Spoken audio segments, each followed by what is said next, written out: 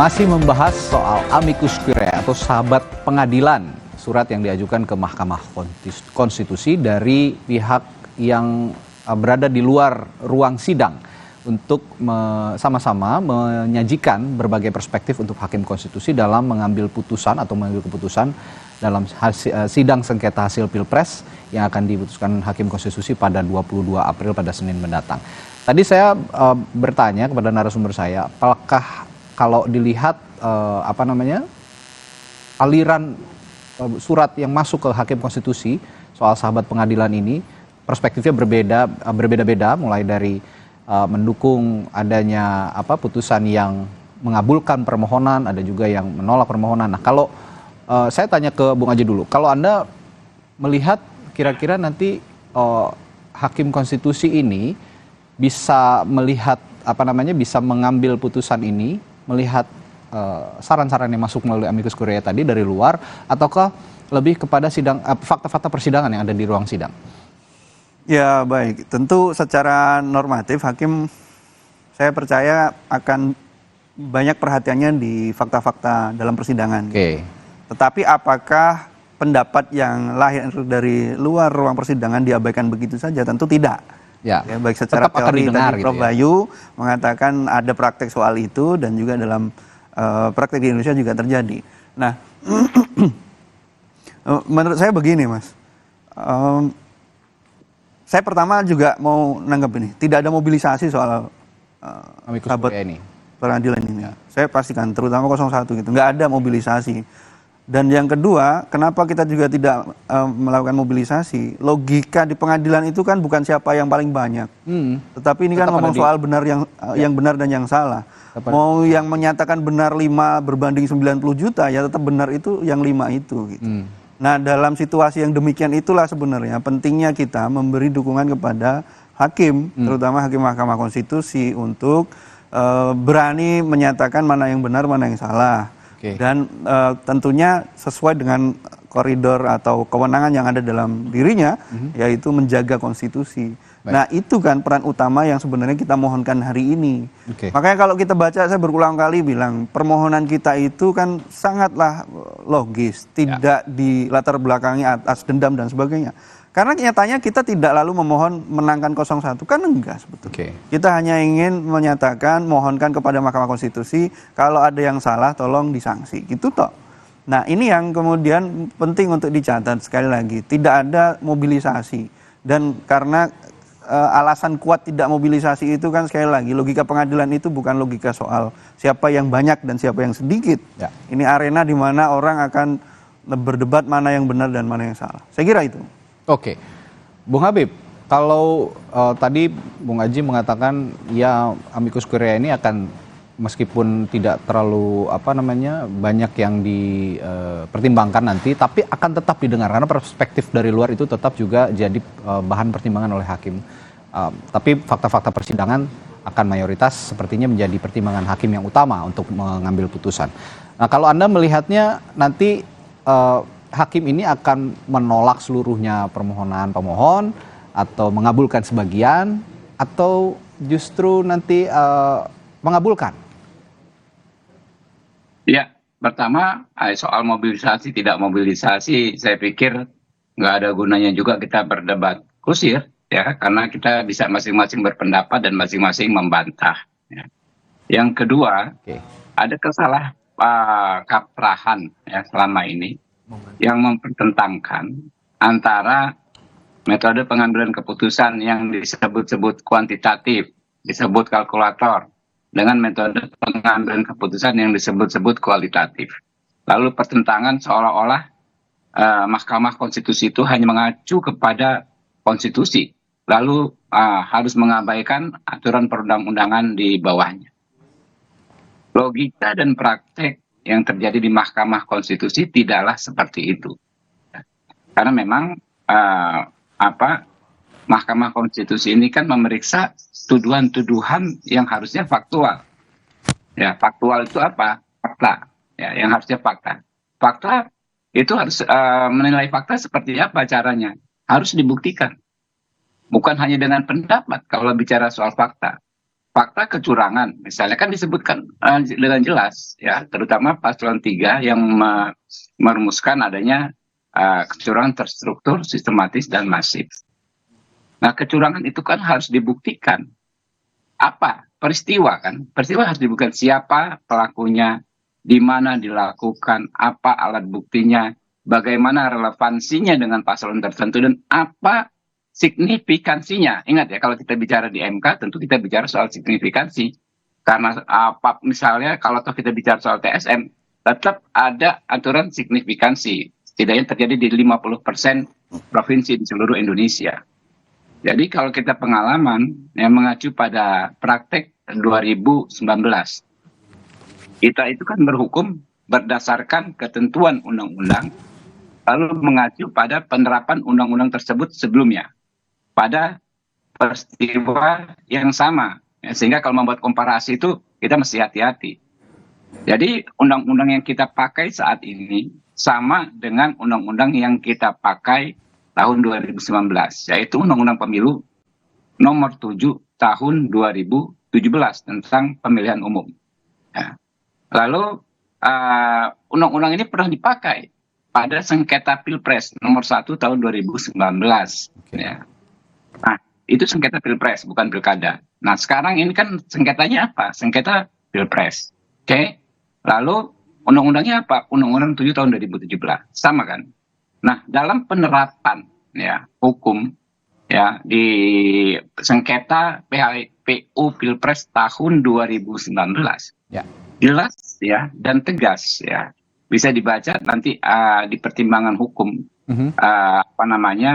Hakim Konstitusi waktu itu, bahwa karena ya hal-hal yang disampaikan oleh pemohon ya lebih merupakan asumsi ya, dugaan, nalar, logika, ya, bukan sesuatu yang faktual, maka tidak mungkin Majelis Hakim Konstitusi membenarkan dalil pemohon tersebut. Nah, saya pikir kan situasinya kurang lebih sama, bahkan yang 2019 sebetulnya lebih ekstrim. Karena itu banyak sekali masalah yang sebetulnya kalau kita bicara kuantitatif ya kuantitatif, kalau kualitatif ya, itu masalah DPT yang waktu itu dianggap sangat serius. Ya. Karena ada 22 juta DPT ganda, 5 juta diduga pemilih fiktif dan lain sebagainya. Kan itu kan antara kualitatif dan kuantitatif. Ya. Ternyata di 2019 ya, hal-hal tersebut memang tidak dipertimbangkan untuk membatalkan putusannya KPU oleh Mahkamah Konstitusi, karena pemohon dan dalam persidangan juga tidak terbukti tuduhan-tuduhan kecurangan yang faktual tersebut. Nah, jadi saya menanggapi Pak Bayu dan teman tadi ya, bahwa benar putusan Mahkamah Konstitusi itu bagus sekali. Semua putusan, hampir semua, bahkan saya katakan semua, termasuk PUU 90 juga. Putusan Mahkamah Konstitusi itu selalu menjawab, selalu mengakomodir, ya, selalu mendengar hal ihwal yang disampaikan para pihak, termasuk pihak dari luar yang menyampaikan keterangan misalnya dengan amicus curiae. Selalu didengar, lalu dijawab, didengar, lalu dijawab oleh KPU dalam pertimbangannya. Tetapi dalam memutus, ya, KPU Mahkamah Konstitusi akan tetap terus konsisten pada ya pada yang menjadi tugasnya, itu memeriksa dan memutus sesuatu yang faktual. Kita lihat saja perkara PHPU 1 tahun 2019. Kan banyak hal ihwal terkait TSM juga didalilkan. Kita ramai sidang di situ membahas hal ihwal TSM. Ya, banyak hal disampaikan, ahli kita diperiksa, didengar ya. Kemudian juga ada ahli-ahli dari pihak lain yang bukan hanya membahas soal hasil pemilihan yang berupa angka, ya kan ya. Baik. Tetapi dalam putusannya kembali, apakah ada hubungan, ada relasi antara ya ihwal yang klaim-klaim yang sifatnya kualitatif dengan tuduhan-tuduhan yang sifatnya kuantitatif. Tetap aja saya sepakat dengan Mas Aji, tumpuan utama dalam MK ini sesuatu yang menjadi fakta di persidangan. Ya. Itu nggak akan geser, saya pikir. Nah, kalau mengacu kepada fakta persidangan, saya mohon maaf ya, insya Allah saya hakul yakin permohonan ini akan ditolak. Karena nggak apa yang terbukti dalam persidangan, tidak ada yang faktual, tidak ada. Kalau soal argumentasi kita bisa beradu argumentasi sampai kapanpun ya. Tapi yang faktual itu menurut kami tidak terbukti. Nah ini saya tanyakan ke Bung Pak Firman juga. Ini argumentasi, banyak fakta persidangan yang sifatnya argumentasi bukan faktual, tidak bersifat faktual begitu. Nah, ada juga anggapan yang sedikit sekali bukti otentik atau bukti fisik begitu ya, yang membuktikan bahwa ada dugaan TSM tadi, kecurangan yang TSM. Seperti misalnya kesaksian dari para saksi, lalu juga data-data atau video, bukti-bukti video berupa foto. Bagaimana melihat atau merespons dari pernyataan Bung Habib tadi bahwa sedikit sekali sifat faktual yang ada di persidangan, banyak lebih argumentasi begitu. Konstruksi Mahkamah Konstitusi dan dengan segala ekosistem keberadaan dan persidangan MK itu berbeda.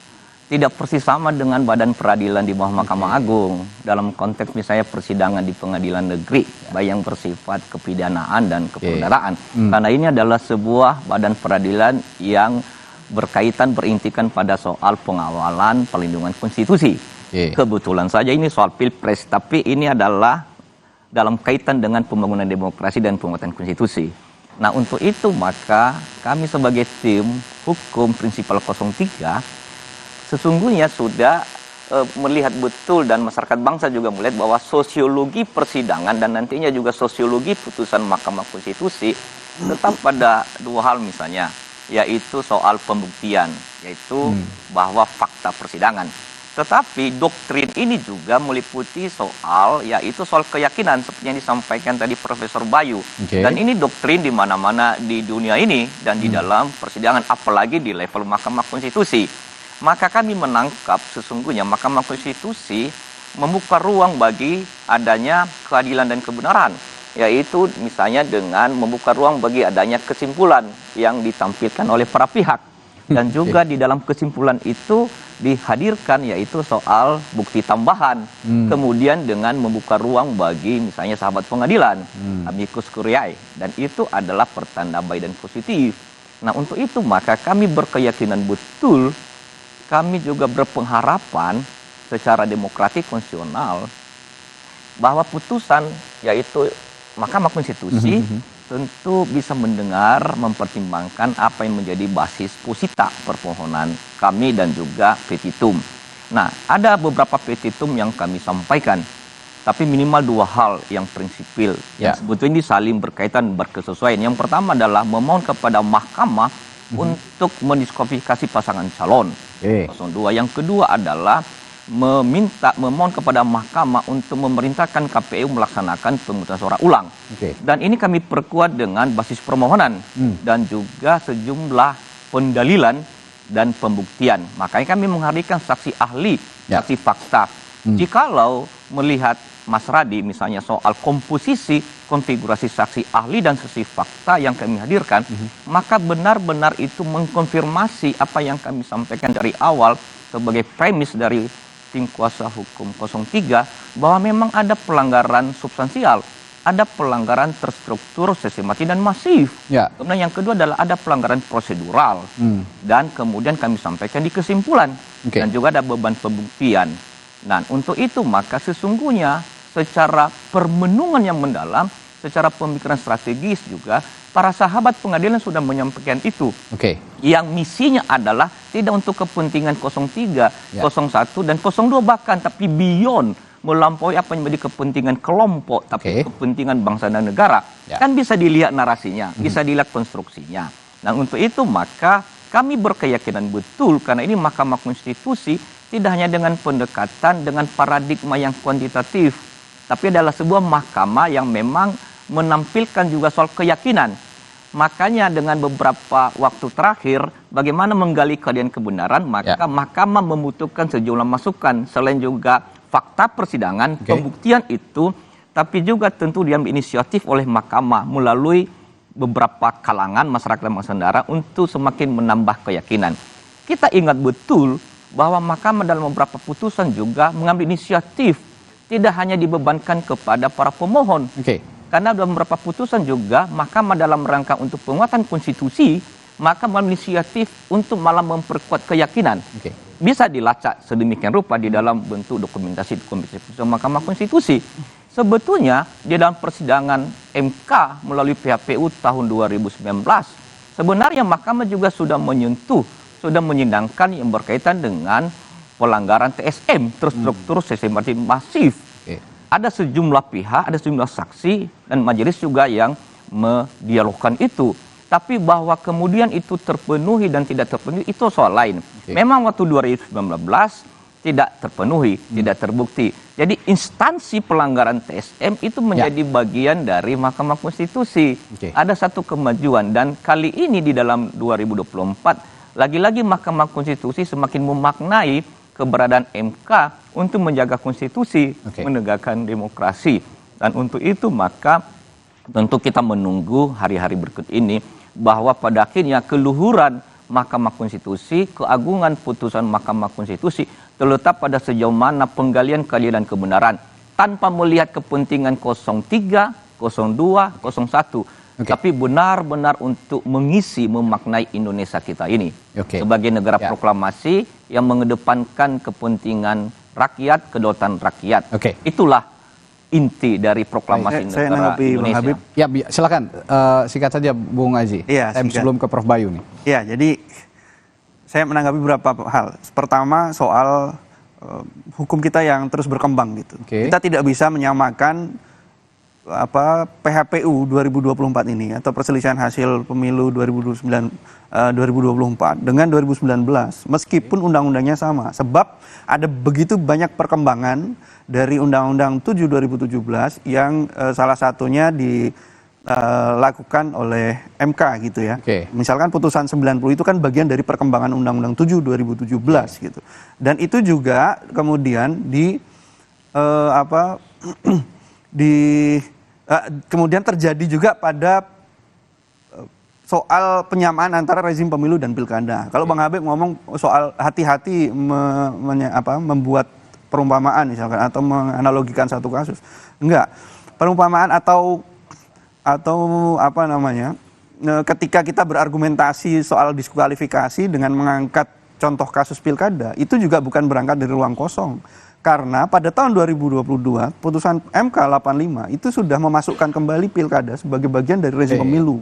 Itu yang kedua. Yang ketiga, soal tidak ada sama sekali yang faktual di persidangan, saya kira enggak. Banyak hal-hal yang faktual. Ketika kita mendalilkan soal kepala desa yang dimobilisasi atau bansos gitu, itu kan kita juga menghadirkan faktanya. Tapi memang bagaimana 14 hari kerja untuk menyelesaikan persidangan, lalu jumlah saksi yang hanya 19, lalu diminta untuk menghadirkan saksi yang faktual sejumlah sekian ribu orang, ya kan nggak mungkin. Nah, tetapi juga tidak bisa diabaikan begitu saja gitu loh mas saya. Ada saksi loh yang di proses persidangan itu kita ajukan dan itu faktual, menunjukkan fakta-fakta yang kita dalilkan gitu. Saya boleh menanggapi ya? Saya nanggapi ya. Singkat Bung Habib.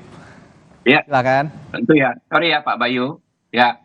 Yang saya maksud adalah membandingkan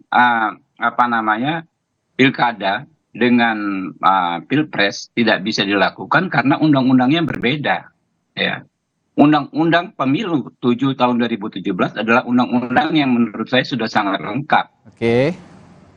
Yang mendelegasikan penyelesaian persoalan tuduhan kecurangan sebagian besar ke Bawaslu, sehingga memang sidang MK itu speedy trial 14 hari memang tidak diperuntukkan untuk memeriksa tuduhan-tuduhan kecurangan yang bersifat pelanggaran yang menjadi domain Bawaslu. Memang sudah seharusnya diselesaikan di Bawaslu. Nah, sehingga menurut saya berkali-kali katakan tidak tepat membandingkan undang-undang pemilu pilpres ya dengan pilkada yang undang-undangnya berbeda.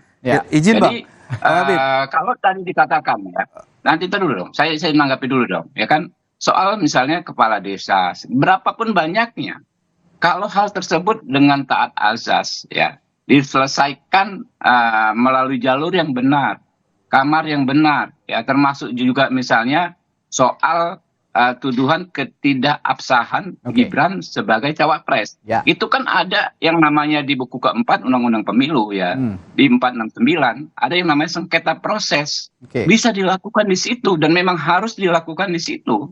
Nah sayangnya ini bukan sengketa proses, Bang. Ya, hal tersebut kan nggak dilakukan gitu loh. Ini pelanggaran loh, Bang. Tidak ada satupun pengajuan sengketa proses, ya. Tapi ini pelanggaran, Bang, bukan sengketa proses. 469 Undang-Undang sengketa proses. Kalau bukan, ini pelanggaran, Bang, kalau yang Gibran itu. Kalau terkait dengan SK, Anda nggak perlu memaksakan pendapat Anda, ya. Saya nyampaikan aja pendapat saya, ya. Kalau terkait dengan SK yang berwujud SK KPU jelas di 469 itu sengketa proses, bukan pelanggaran. Nah, ini tidak dilakukan oleh apa namanya? Baik, masing-masing ada tafsirnya nih. Karena sehingga ya kalau Anda mengandalkan penyelesaian dugaan pelanggaran yang begitu banyak dalam konteks dalam event speedy trial di Mahkamah Konstitusi, jelas-jelas memang salah kamar. Memang persidangan Mahkamah Konstitusi tidak dilakukan untuk mengakomodir hal tersebut. Tapi bukan berarti hukum kita tidak progresif. Justru hukum kita sangat progresif. Kenapa? Semua hal bisa diselesaikan oleh bukan hanya Mahkamah Konstitusi, oleh lembaga-lembaga lain. Saya terakhir ke Prof. Bayu untuk memoderasi perdebatan kita pagi hari ini. Tadi ada yang mengatakan bahwa minim sekali fakta, hanya argumentasi begitu. Tapi di sisi lain juga ada yang dibilang Pak Firman tadi bahwa persidangan Mahkamah Konstitusi beda sekali dengan persidangan pengadilan-pengadilan yang berada di bawah Mahkamah Agung begitu, Pak, yang harus punya fakta otentik, bukti otentik untuk membuktikan sesuatu. Bagaimana Anda memoderasi ini, Prof. Bayu? Iya. Jadi ini salah satu tantangan besar yang akan dihadapi para negarawan hakim MK. Ini kan dua aliran yang benar-benar bertolak belakang ya, yang tadi disampaikan oleh Pak Aji dan Pak Habibur Rahman. Yang satu berpandangan MK punya kewenangan untuk menyelesaikan seluruh pelanggaran yang muncul dalam proses. Sementara Pak Habibur Rahman tentu dengan standing posisinya mengatakan bahwa itu semua sudah selesai di tahapan-tahapan sebelumnya karena Undang-Undang Pemilu kita sudah lengkap mengatur itu. Nah, inilah tantangan terbesar yang akan diputuskan oleh Hakim MK. Apakah kemudian akan berpandangan bahwa MK tidak punya kewenangan karena sudah diselesaikan di lembaga-lembaga sebelumnya, ataukah sebagai lembaga penjaga konstitusi misalkan MK kemudian akan menegakkan bahwa selama memang bisa dibuktikan di pengadilan maka segala bentuk pelanggaran itu MK perlu menjawab dan perlu memutuskan. Nah ini yang saya pikir yang paling menarik dari putusan MK nanti, sejauh mana kemudian MK akan menentukan posisi itu. Meskipun pengalaman 2019, 2014 itu kan bisa dijadikan sebagai sebuah perbandingan, tapi sekali lagi fakta di 2024 itu juga tentu punya karakteristik sendiri. Jadi maksud saya ingin saya mengatakan hakim tentu sesuai dengan tempusnya. Dia punya waktu bahwa ini Pilpres 2024. Nah, yang saya katakan begini, sejauh mana kemudian hakim akan memutuskan perkara ini kembali lagi pada teori pembuktian yang akan digunakan oleh hakim Mahkamah Konstitusi. Kan ada sekurang-kurangnya 3 tadi saya katakan. Satu yang hanya berdasarkan pada alat bukti, maka keyakinan hakim nggak dibutuhkan. Yang kedua, hanya berdasarkan pada keyakinan. Alat bukti seperti apapun, kalau hakimnya punya keyakinan lain, itu bisa kemudian dikesampingkan. Atau yang ketiga, yang ini dianut oleh sistem hukum kita, yaitu selain alat bukti yang sekurang-kurangnya telah ditentukan dalam undang-undang, juga ditambah keyakinan hakim. Nah, pasal 45 Undang-Undang Mahkamah Konstitusi kita itu jelas mengatakan, Mahkamah Konstitusi memutus perkara, semua perkara ya, itu berdasarkan Undang-Undang Dasar, sesuai dengan alat bukti dan keyakinan hakim. Jadi ada 3. Alat bukti dan keyakinan berdasarkan hakim. Undang-Undang Dasar, alat bukti dan keyakinan hakim. Nah, keyakinan hakim inilah yang kemudian yang bisa menjawab adalah hakim sendiri. Saya pikir semua pihak bisa mengatakan alat bukti itu paling kuat begitu ya. Tapi jangan lupa, selain alat bukti ada keyakinan hakim. Maka tadi saya katakan, posisi amicus curiae tadi, apakah kemudian dipertimbangkan atau tidak, itu lebih pada membangun keyakinan hakim, tapi tidak akan bisa masuk pada alat bukti. Karena alat bukti jelas, 7 alat bukti yang semua pihak sudah menyajikan, ratusan alat bukti yang sudah dibawa ya ke pengadilan dan semua sudah menjawab itu. Memang kemudian sekarang dalam RPH hakim selain mengkualifikasi ya, mengidentifikasi dan alat bukti tadi yang sudah dibuktikan, kan sekarang saatnya adalah perenungan hakim soal keyakinan hakim tadi. Ini sekarang kuncinya adalah pada keyakinan hakim, karena alat bukti tadi semua sudah dibuka dalam persidangan. Sekarang ditambah bagaimana keyakinan hakim dalam melihat menilai alat bukti tadi. Begitu, Mas Ya, Adi. dan keyakinan hakim ini secara maraton terus diuji begitu dalam rapat permusyawaratan hakim yang maraton dilakukan dalam 1 pekan ini, bahkan sampai hari Minggu besok, di hari libur bahkan Hakim Konstitusi juga masih melakukan rapat permusyawaratan hakim. Dan Mahkamah Konstitusi adalah pucuk dan puncak dari keseluruhan proses apa yang dia bilang oleh dalam konstitusi, yaitu 22E dan 24C. Jadi tidak terikat secara formal dengan badan-badan yang lain. Makanya misalnya para pemohon ada, terkait ada, dan juga itu termohon. Itu adalah dalam bagian yang menjadi putusan dari Mahkamah Konstitusi. Itu yang paling penting. Ya, ini kita nantikan bersama nanti hari Senin. Sedang diyakinkan semua berdiskusi, berdebat. Saya yakin juga 8 hakim konstitusi juga sedang berdebat untuk menyampaikan kumpulannya, putusannya. Terima kasih narasumber kami pada pagi hari ini. Ada Bung Habibur Rahman dari TKN Prabowo Gibran, ada Bung Zuhad Aji Firmantoro dari Wakil Ketua Profesor Bayu atau Direktur Tim Eksekutif Anies Mohaimin, dan juga Pak Firman Jayadeli dari TPN Ganjar Mahfud, dan Profesor Bayu. Nanti juga kita akan berbincang di hari Senin, lebih seru nih Profesor Bayu. Terima kasih Bapak-Bapak, sehat selalu, sampai jumpa lagi.